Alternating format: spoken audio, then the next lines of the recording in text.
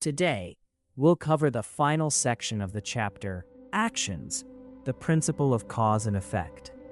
Even if we haven't committed any wrongdoing in this life, or can't recall any misdeeds, we have nonetheless accumulated countless negative actions over endless lifetimes in samsara. These actions are stored in our alaya consciousness, and we will inevitably confront the unimaginable karmic effects that correspond to them. Nagarjuna states in the Treatise on the Great Perfection of Wisdom, even when the sea dries up and Mount Meru vanishes, karmic causes and conditions from past lives will neither burn away nor come to an end. Our actions will eventually ripen in our mind streams. Even if we perform a small good deed, its effect will certainly ripen in due time. Even if we commit a minor wrongdoing, its effect will eventually ripen on our own aggregates, bases, and elements, rather than on the four external elements of earth, water, fire, and wind, as stated in the Sutra of 100 Actions. Therefore, you don't need to think, I have been doing good things since my childhood in this life, and I've never done anything bad, so why do I still have to experience suffering? This is so unfair. Such a statement indicates a misunderstanding of principle of cause and effect. There are individuals who, despite wholeheartedly dedicating themselves to virtuous deeds and the practice of Dharma, such as Mahayana's cultivation of bodhicitta and meditation on emptiness, or Vajrayana's generation stages, completion stages, and meditation on the pointing out instruction on the nature of the mind, still experience suffering. The effects of their actions in past lives, which would have otherwise remained dormant, but later led to rebirth in lower realms, manifest due to the antidote they are applying and ripen in this very life. The Diamond Sutra states, Bodhisattvas who practice transcendent wisdom may face intense suffering in this life.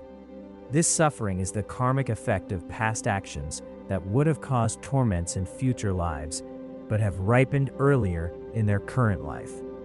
After practicing prajnaparamita, or transcendent wisdom, some Buddhists fall ill, encounter hostile enemies, or experience family conflicts. They face various major obstacles and difficulties and suffer significantly more than ordinary people. Why is that? Does it mean they shouldn't have practiced transcendent wisdom, or that its power cannot counter attacks from the Mara King? Of course not. It is because transcendent wisdom carries great blessings that can lessen the effects of negative actions, causing what would have remained dormant and later resulted in rebirth in the three lower realms to instead manifest in this life as sickness or obstacles. When we were studying the way of the Bodhisattva, a few Dharma students dropped out due to family conflicts, poor health, or other reasons. They thought, I was pretty healthy before studying this text, but my health deteriorated after the study. Many such misconceptions are quite common in the Han areas of China, reflecting a lack of understanding of Buddhism. Some people encounter minor setbacks after studying the Dharma and immediately blame the Dharma, losing their confidence. However, they fail to realize that their suffering is a result of their past actions. I didn't understand this very well either before my ordination. At that time, a good practitioner in my hometown fell seriously ill, and I asked a Dharma teacher, hasn't he practiced well? Then why does he have to suffer like this? The teacher quoted the aforementioned scriptural evidence from the Diamond Cutter Sutra, explaining that it is normal for even some great masters to appear sick. I kept this quote in mind. It wasn't until I studied the words of my perfect teacher that I realized the quote was from this text. In fact, there are many similar stories in historical accounts. For example, Xuanzang's teacher, Shilabhadra, was a renowned Buddhist monk and the abbot of Nalanda Monastery in India. When Xuanzang arrived in India, Shilabhadra was over 100 years old. Upon hearing that Xuanzang had come from the Tang Empire of the East, Shilabhadra couldn't help but cry. As it turns out, there was a miraculous story behind it. 3 years before Xuanzang's arrival, Shilabhadra suffered from a strange illness and was in great agony. Although he had been a long-term practitioner, he could no longer endure the torment and was contemplating suicide. That night, Shilabhadra dreamed of Manjushri, who told him, "Many kalpas ago, you were a king multiple times and committed numerous negative actions against your people.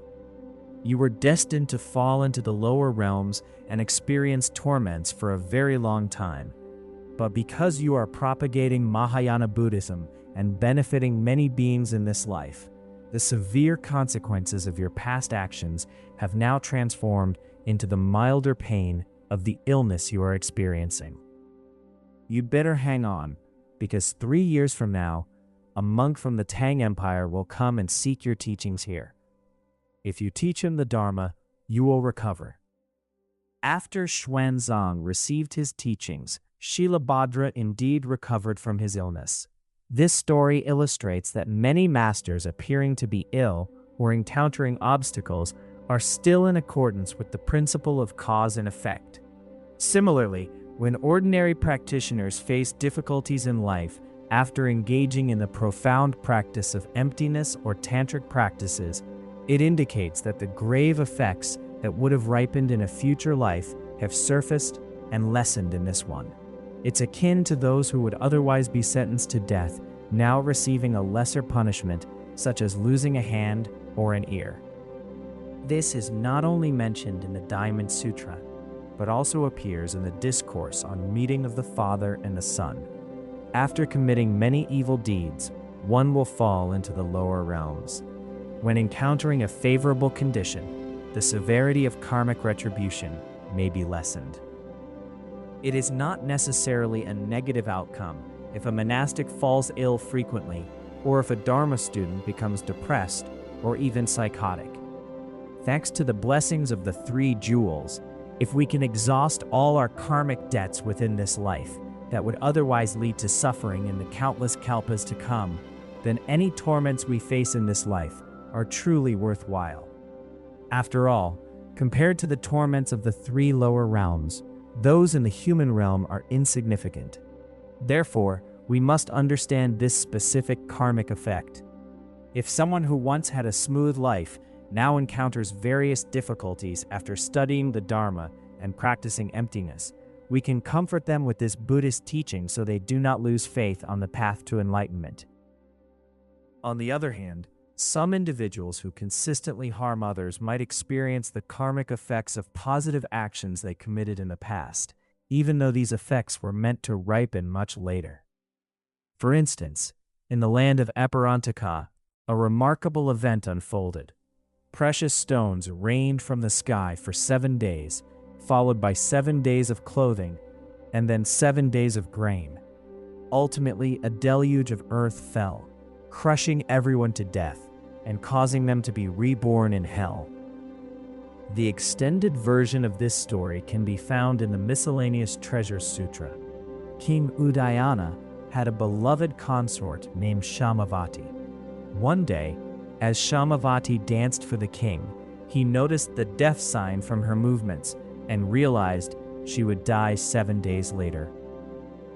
Knowing this, Shamavati requested King Udayana to allow her to take the Buddhist nun's ordination. She promised that if she were reborn in the celestial realm, she would visit the king again. King Udayana was very attached to Shamavati, so he didn't permit her to become a nun until the 6th day. On that day, Shamavati took ordination and upheld Sojong, or the 1-day precepts. On the morning of the 7th day, Shamavati experienced a stomach cramp due to overconsumption of honey and died. She was reborn as a celestial being. To keep her previous promise, she visited King Udayana. The king realized that although Syamavati had been a monastic for just 1 day, she had already been reborn in the celestial realm. As a result, King Udayana developed great faith in the monastic precepts, so he abdicated his throne and passed it to his son, Marakata. The king then became a monk and engaged in practice in a secluded place. Soon, he attained arhathood. After taking over the throne, Marakata was swayed by bad advice and neglected state affairs. King Udayana was concerned about his son's ignorance and intended to persuade him to act virtuously for the sake of all the citizens. Marakata was very happy about his father's impending visit, but one devious minister said, "When the former king returns, you must return the throne and will no longer be king. Therefore, you should kill the former king." Marakata entertained this malicious thought and sent someone to assassinate his father. The assassin found King Udayana and revealed his intention, saying he didn't want to kill the king because he had often received his favors, but added that if he didn't follow Marakata's orders, he himself wouldn't survive. King Udayana took pity on the assassin and allowed him to carry out his task. However, no matter how the assassin attempted to kill King Udayana, the king remained unharmed. King Udayana told him, "Please return and convey my words to Marakata," saying that he has committed 2 crimes with immediate retribution, killing his father and killing an arhat. But if he can confess, perhaps the karmic consequences of his actions will be reduced. The assassin agreed to do so, and then he decapitated King Udayana and brought his head to the palace. Marakata noticed that his father's head remained vivid despite the long journey. He realized his father had attained realization. He cried so sorrowfully that he fainted to the ground. It took a long while before he regained consciousness. Then the assassin shared King Udayana's last words, deepening the son's remorse. The devious minister feared that Marakata would blame him, so he said, "Where on earth are there arhats? Please don't believe those lies, which only make you miserable." Marakata replied, "After my father's death, his head remained unchanged in color for many days. How is it not possible that he attained realization? Besides, 2 of his ministers became monks and achieved arhathood during his reign. I've witnessed their miraculous powers. The stupas that contain their relics still stand intact. How can you say these are not true?" The devious minister answered, "Magic spells and medicinal powers can also produce miracles. The 2 ministers were not arhats at all. I will prove it to you in a few days." The minister dug a hole in each of the 2 stupas and placed a cat in each one. He trained the cats so that when the ministers' names were spoken, the cats would come out for food, and when instructed to return to their holes, they would comply. After a period of such training, the cats formed this habit. Then, the devious minister invited Marakata to the stupas, claiming he would prove whether the 2 ministers were arhats. He called out the ministers' names loudly, and the 2 cats emerged. He instructed the animals to return, and they complied. Observing this, Marakata no longer believed in the effects of good or bad actions, nor did he trust the noble path. He became increasingly vicious and relentless. One day, when Marakata was outside the palace, he noticed the Arhat Katyayana meditating in a quiet place. Thinking that arhats didn't exist at all, Marakata grew cruel and threw dirt onto the great master's crown. He ordered his men to bury Katyayana until the master was completely covered. A devout minister, a believer in the 3 jewels, immediately removed the earth from Katyayana after everyone had left. Seeing that the great master was untouched by the dirt, the minister was overjoyed and made a long prostration at the master's feet. Katyayana told the pious minister, 7 days from now, there will be a rain of earth that will crush everyone to death, including the king and his people. The minister was distressed and reported this to the king. Meanwhile, he secretly dug a tunnel leading out of the city. 7 days later, there was a rain of flowers, jewels, and clothing, which delighted the people. The devious minister told Marakata, "This auspicious event occurred because of your merit. The fools said there would be a rain of earth. What nonsense! many people heard about the fortunate rain and flocked to Marakata's country. Suddenly, 4 metal gates closed off the 4 entrances to the city, trapping everyone inside. Meanwhile, a rain of earth fell, burying the king and all the people within the city. Marakata's country became a mountain of earth. Only the devout minister and the few fortunate individuals managed to escape alive through the tunnel. The devout minister went to see Katyayana and asked, "Why did Marakata and his people have to suffer this together?" Katyayana answered, "Many kalpas ago, the daughter of a venerable elder lived upstairs. One day, while sweeping the floor, she carelessly threw dust outside. A monk on his alms round happened to pass by, and all the dirt fell on his head. Seeing this, the daughter felt no remorse at all. Later, she married a good husband. When other women asked why she was able to have such a fortunate marriage, the daughter replied, 'It was nothing special. It's just that when I cleaned my floor upstairs, I happened to sweep the dust onto a monk's head. Because of this, I now have a good husband.' All the women followed her example, sweeping dust onto the heads of monks. As a result of their actions, the daughter was reborn as a king, while the other women became citizens of the king's realm. Today, all of them are experiencing the karmic retribution of being buried in dirt. Thus, it was the result of their collective karma. When I was visiting the site of the Yushu earthquake, I saw the corpses of many buried people being uncovered. I thought, these people must have committed a misdeed together in a past life. Now that the karmic effect has ripened, they must suffer the consequences collectively." Recently, a wealthy woman from Hong Kong held a birthday banquet in Shanghai. The budget for each guest was Chinese yuan 2,000, and the total cost of the event was several million Chinese yuan. The dinner featured top-class crabs as the main dish. Many celebrities who are Buddhists were also present. Some media outlets criticized their participation, arguing that they shouldn't have been there. Just consider how many crabs lost their lives for the banquet. In a few more lifetimes, what karmic result will these guests collectively face? There was a deadly mudslide in Joku County a few days ago, which killed more than 1,400 people. It rained heavily that day, and around midnight, a mudslide swept through the town, burying at least one village entirely. Regardless of whether it is 1,400 people or 200, if they jointly commit the same wrongful act, they will inevitably experience the same karmic result. This is unavoidable. These situations, where those who engage in positive actions suffer and those who commit negative actions prosper, are always the effects of past actions. Our current actions, whether good or bad, may not ripen in this life, but they will certainly have their effects in our next life or in those to follow.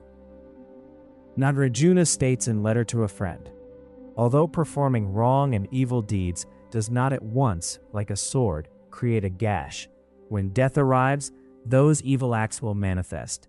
Their karmic fruit will clearly be revealed." The Abhidharma Treatise on the Establishment of Worlds, as spoken by the Buddha, states, "When an evil deed is just committed, it's not like a fire that can burn immediately. It's more like a fire that is covered by ashes, which gradually burns the evildoer. And when evil deeds are unripe, fools think they are pleasant. When they are ripened, fools realize they are painful." Some fools believe they are exempt from the principle of cause and effect, and that there are no karmic repercussions for taking a life.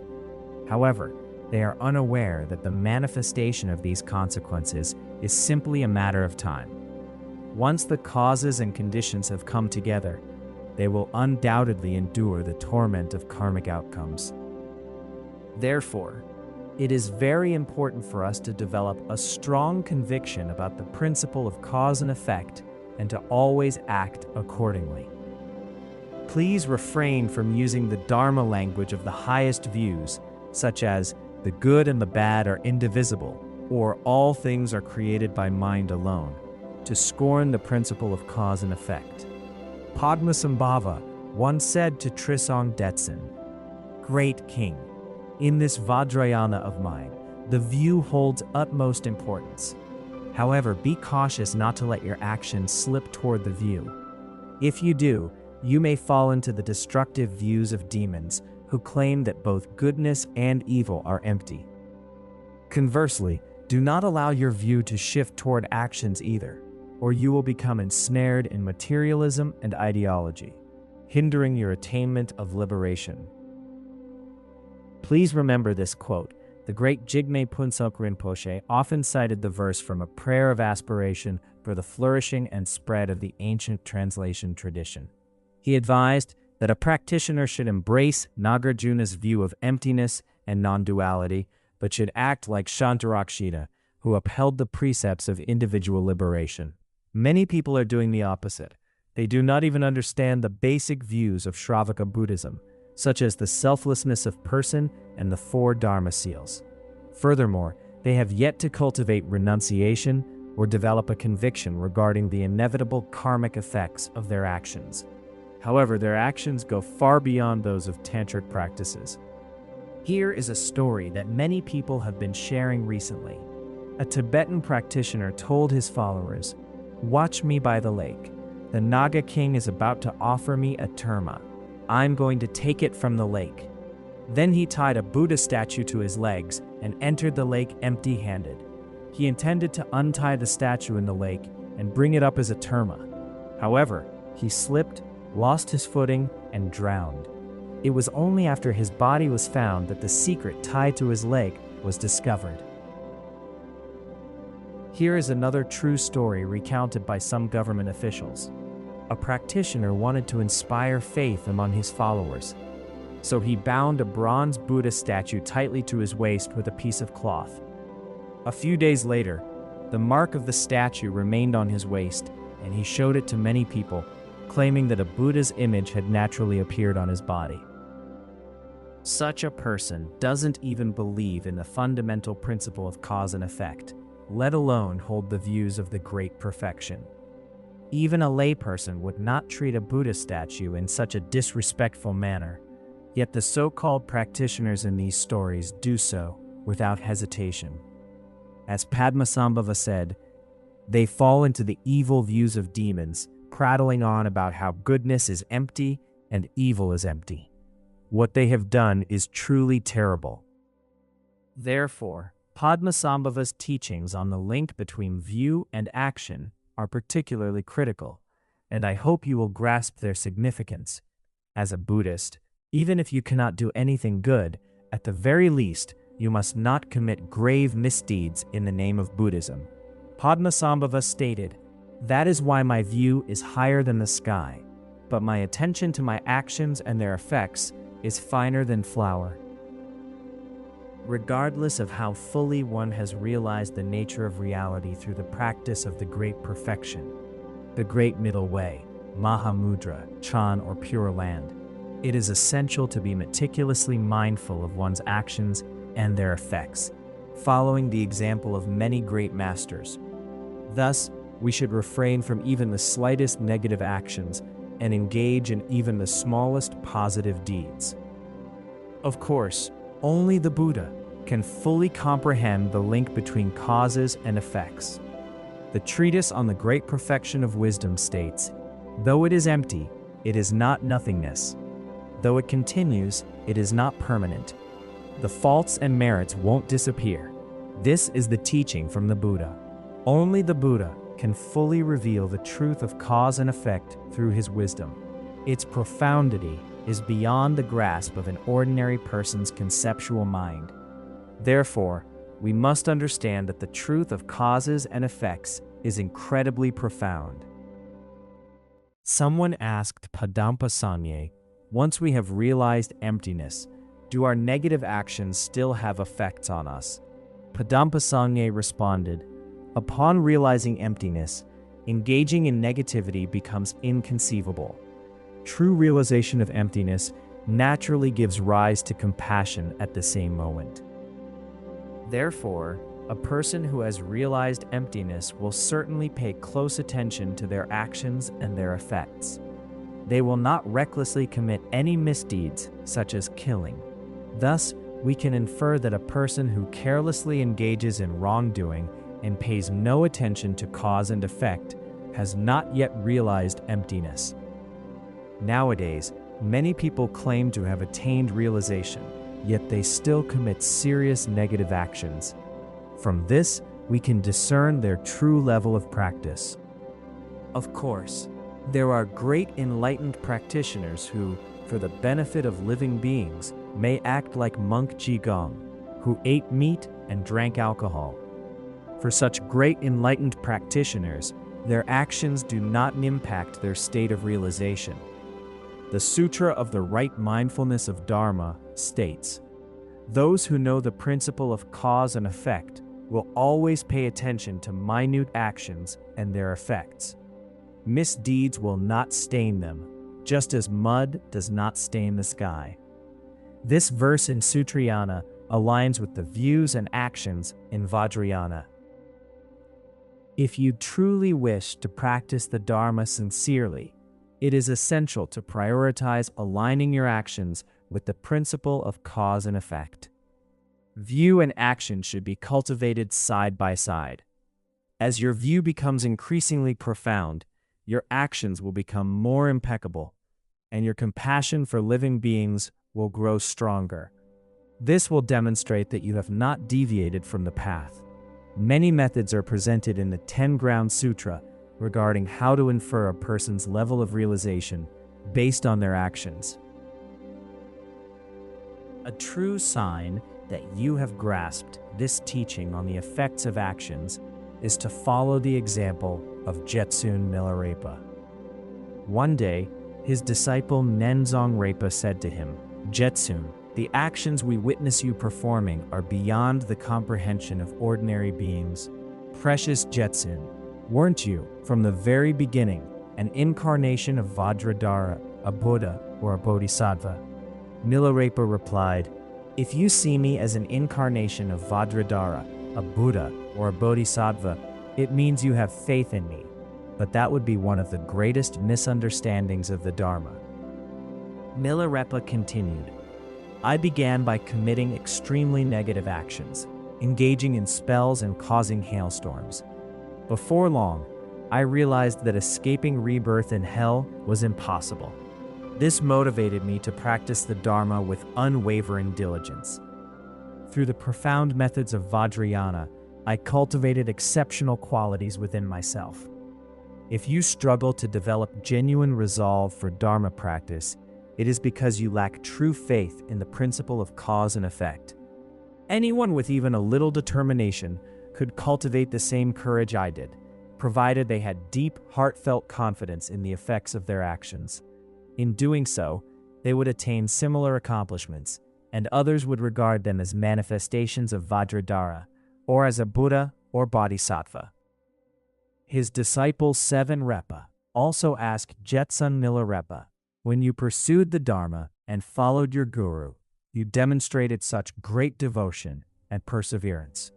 After receiving the teachings, you practiced them in a secluded place with remarkable diligence.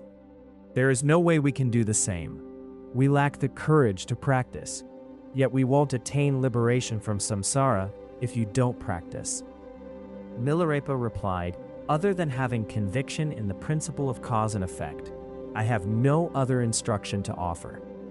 Anyone who believes in this principle can practice with great diligence, just as I did. With belief in cause and effect, your faith in the Guru will naturally grow, and you won't fear any difficulty on the path.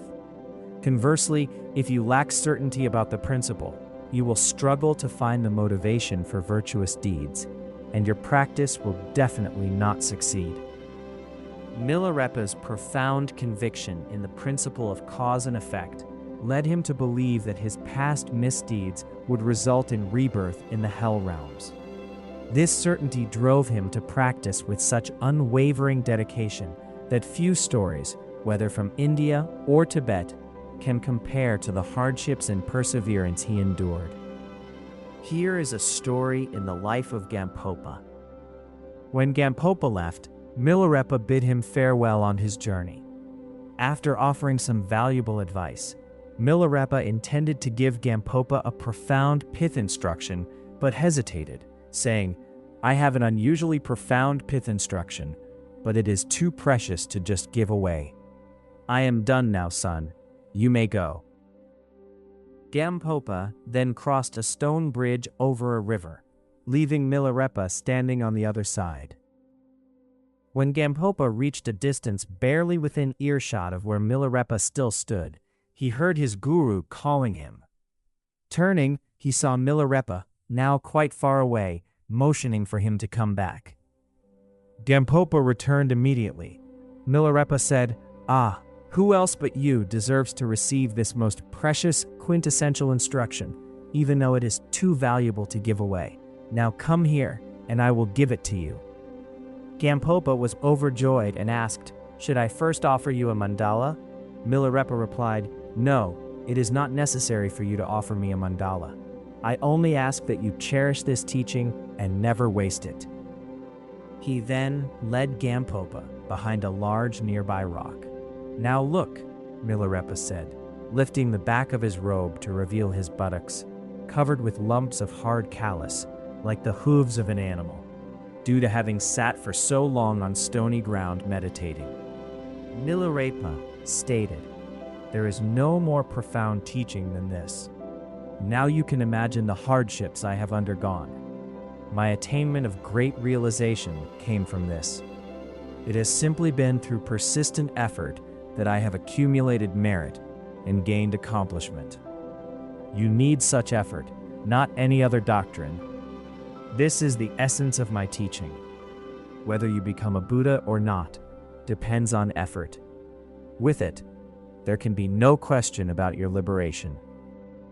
This teaching left a lasting impression on Gampopa, inspiring and emboldening him on many subsequent occasions.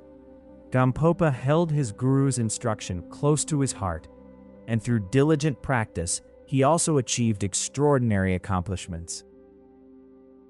Therefore, we should cultivate a strong confidence in the principle of cause and effect from the bottom of our hearts.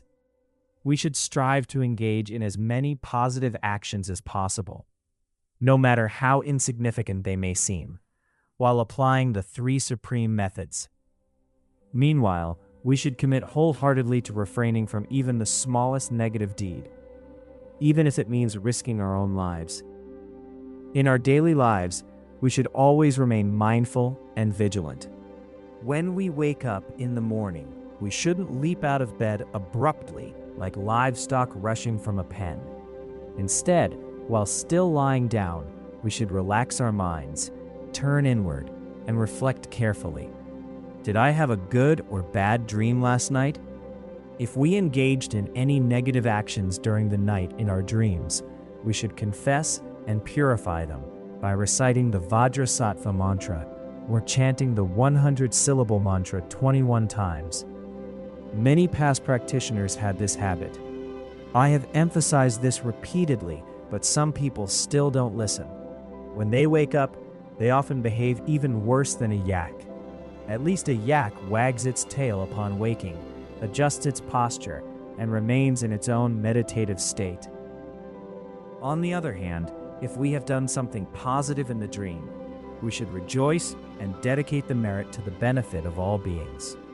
We should cultivate bodhicitta by thinking, "Today, I will strive to engage in any positive actions I can, while making every effort to refrain from negative actions, so that all sentient beings may attain Buddhahood." This is very important. As practitioners, we should be mindful and vigilant upon waking in the morning, particularly examining our dreams. A person's dreams are closely linked to their practice. If we maintain faith and joy in the Guru and the Three Jewels, and cultivate altruism toward all living beings throughout the day, our dreams at night will involve the Guru and the Dharma. Conversely, if we are consumed by greed, anger, and ignorance during the day, we may experience nightmares at night. This is also mentioned in the practice instructions of the Great Perfection. Once practitioners attain a certain state of realization, all of their dreams will be virtuous. At night, before falling asleep, we should avoid simply drifting off into unconsciousness, as if we were lifeless rocks. Instead, we should take a moment to relax in bed and reflect on our day, asking ourselves, how did I spend my day? Did I do anything positive?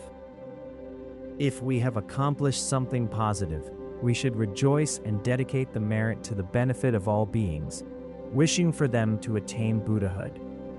If we have done something wrong, we should acknowledge it with remorse, thinking, how terrible, I have just been destroying myself. We should confess the wrongdoing and resolve firmly not to repeat it in the future. It is very important to train our minds at all times. The Sutra on Deliverance from Illness states, faults arise from the mind, faults vanish from the mind. Mind is heaven, mind is hell. If the mind is not tamed, the faults of greed, anger, and ignorance will arise. The elimination and transformation of afflictions also stem from the mind. Therefore, mind is heaven and mind is hell. To tame the mind, Dharma fellows at Larangar are currently engaged in a 100-day retreat. From various sources, I have learned that many have been practicing very well, and their determination is reflected in their speech and actions. It is indeed necessary for a practitioner to undertake a 100-day retreat each year. Even if one cannot devote an entire day to practice, at least one should engage in 2 meditation sessions, one in the morning and the other in the evening, each day. As for me, even though I am very busy with Larangar's administration and construction projects, I make it a point to turn off my mobile every afternoon to practice. Otherwise, if I am occupied all day, I may never find the time to practice until I pass away. Therefore, I dedicate a few hours each day to meditation, especially focusing on preliminaries. Please do not think of ngondro, or preliminary practice, as a simple beginner's exercise, which may make you reluctant to engage in it. In fact, if you can practice ngondro, especially the 4 common preliminaries, repeatedly and diligently, then through praying for the Guru's blessings, you can easily attain the state of the Great Perfection and other high teachings. Of course, unlike the Sangha members at Larangar who are full-time practitioners, most laypeople cannot forsake everything to enter retreat. But at the very least, you can dedicate 1 or 2 hours, or even just half an hour, to meditate each morning and evening. You can also find time to practice during work breaks, which is crucial for your mind training. Otherwise, if you only have an intellectual understanding of the teachings without truly internalizing them through real practice, the Dharma will be of no help when you face challenges. Regarding morning and evening practice, Patrul Rinpoche clearly explains this in the text. You need to follow the instructions and simply do it. For more than 20 years, I have been practicing pith instructions on primordial purity and spontaneous presence, while also putting into practice the teachings on renunciation and bodhicitta. Regardless of circumstances, my practice habits have remained consistent for decades. Some individuals are not like this. For example, today they practice tumo, or inner heat yoga, visualizing fire blazing beneath the navel. Tomorrow they practice bindu, or the essence drop, visualizing it descending from the crown. Although the practices involving channels, energies, and essences are extraordinary, they are not essential at this time, according to the great Jigme Punsok's tradition. What is the most essential practice? It is the preliminary practices, the 4 common ones and the 5 uncommon ones. Only after establishing a solid foundation through these preliminaries will the high state of realization naturally arise. Some people mistakenly believe that practicing ngondro is only a tradition of Larangar. In fact, different schools of Tibetan Buddhism, such as Nyingma, Sakya, Gelugpa, and Kagyupa, all have their own traditions of preliminary practices, although they may differ slightly. Additionally, while Chinese Buddhism may not provide direct instructions on preliminary practices, corresponding teachings can be found in the scriptures. In recent years, I have read scriptures from the Chinese Tripitaka and studied instructions from renowned masters of Chinese Buddhism. Many of these great masters share the same understanding of the difficulty of finding the freedoms and advantages, the impermanence of life, the defects of samsara, and the principle of cause and effect as those in Tibetan Buddhism. Therefore, once you receive the transmission and teachings of Ngöndro, it is important to focus on the preliminaries and practice diligently. We should always remain mindful and vigilant, ensuring that we do not become attached to our perceptions of the universe and the beings within it as inherently real and solid. Instead, we should train ourselves to view everything as a dreamlike display or an illusion, keeping our minds gentle and adaptable by consistently abiding in virtues and the right path. The Lankavatara Sutra states, "The three kinds of existence are like mirages, illusions, dreams, hares in vision, and fire wheels. Seeing them in this manner, ultimately one can attain liberation." Finding Rest in Illusion also contains many pith instructions on perceiving everything as a dream or an illusion. Therefore, if we cling too strongly to our perceptions of the universe and the beings within it, we can hardly succeed in our practice. However, we should still cling to our own practice to find the right balance between recognizing everything as a dream and the necessity of holding on to our practice. The preceding commentary summarizes the quintessential teaching on the four thoughts that turn the mind from samsara.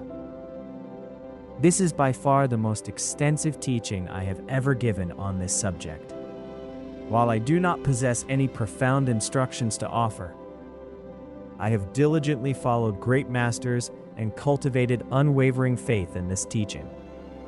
Furthermore, I have personally experienced tremendous benefits from this teaching. Hence, in my instruction, I have shared everything I know without holding anything back. Meanwhile, when preparing for my teaching, I cross-referenced numerous stories and scriptural evidence from both Chinese and Tibetan Buddhism, complementing them by consulting the Tripitaka. I also quoted many instructions from the great Jigme Phunsak Rinpoche and other eminent masters. I hope each of you will put the teachings into good practice after listening. If you can genuinely develop the four thoughts, all my effort and hard work will be entirely worthwhile. What remains in the text of the words of my perfect teacher includes the benefits of liberation and how to follow a spiritual friend in the common preliminaries, along with all the chapters of the uncommon preliminaries, starting from taking refuge to guru yoga, as well as transference of consciousness. I will provide a briefer and less detailed coverage of these chapters. Otherwise, I may not be able to complete the entire text within the next 2 or 3 years. If it were to take 5 or 6 years to finish the text, I don't know whether you or I would even live for that long. However, your perspectives differ. Some Dharma friends have told me, "It's wonderful that you can give an extensive teaching on the text. There are so many pith instructions. We want to understand the profound meanings word by word." On the other hand, some others have complained, each class only covers a few lines in the words of my perfect teacher. When will we finish it? It's too much. I can't stand it. Khenpo should teach us the main practice of the great perfection instead of focusing on the preliminaries every day. Despite these comments, I may not necessarily pay attention to them. According to my teaching schedule, the section on the four thoughts is more extensive, while the rest will be more succinct. If we practice the four common preliminaries well in this way, we will remain mindful and vigilant, and all our positive actions will automatically connect with the three supreme methods. We will be like a medicinal plant that benefits anyone who comes near. As it is said, a virtuous person is like a medicinal plant, benefiting all who rely on them. A wicked person is like a poisonous plant, destroying all who rely on them. By cultivating the right mindset, we can guide those around us toward the true Dharma, generating immense merit for ourselves and others. We will avoid rebirth in the lower realms, where conditions continually deteriorate, and instead consistently attain the favorable circumstances of a god's or human's life. The area where the holder of such a teaching resides will be blessed with merit and prosperity, always protected by the gods. Even if there is only one such person, with the blessings of the Dharma protectors and the power of their own aspiration, they can benefit countless living beings. Their Dharma activities will naturally thrive, and all their wishes can be fulfilled. The Treatise on the Great Perfection of Wisdom says, "If one is free from all evil deeds and minute wrongdoings, he is a person of great virtue, and none of his wishes remains unfulfilled." Therefore, I hope all of you can develop conviction in the principle of cause and effect from the bottom of your hearts and behave in accordance with the Dharma. By doing so, no one will find fault with you. As long as you devote yourself wholeheartedly to living beings and the Dharma, your kind intentions and actions will be welcomed by others. Even if you are just an ordinary person, your greatness will eventually stand out among living beings, just as the sun shines in the sky. We have just explained the importance of the principle of cause and effect. Next is the verse that concludes this chapter. I know all the details of karma, yet I struggle to truly believe in it. I have received many Dharma teachings, yet I never practice them. Bless me and those like me who have committed wrongdoings, that our minds may align with the Dharma. Patrul Rinpoche expressed this with humility, wishing that everyone could emulate the great masters of the past. Always act in accordance with the principle of cause and effect, and never commit any wrongdoing. This concludes Chapter 4, Actions, the Principle of Cause and Effect.